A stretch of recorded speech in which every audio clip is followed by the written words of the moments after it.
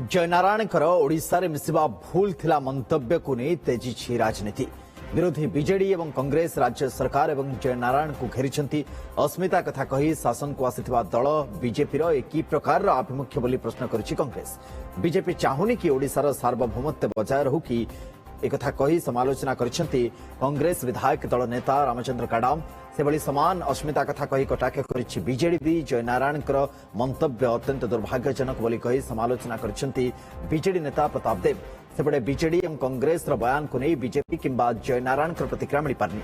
Sambalpur Subhadra सभारे BJP विधायक जयनारायण मिश्र ओडिशा रे मिसिबा आम भूल थिला बोली कहिथिले, जाहाकु नहीं विवाद देखा दैछि।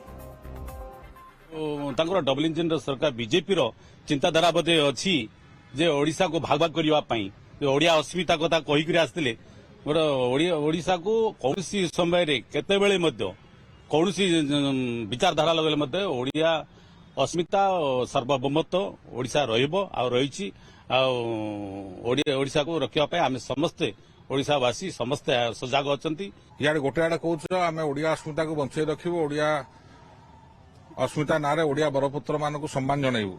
विजु बाबू ना जयंती काटुच ओडिया अस्मिता बा ओडिशा तैयारी करथिबा लोकंक प्रति उपहास करूच एवं ओडिशा प्रदेश गठन उपर प्रश्नवाची सृष्टि करूच।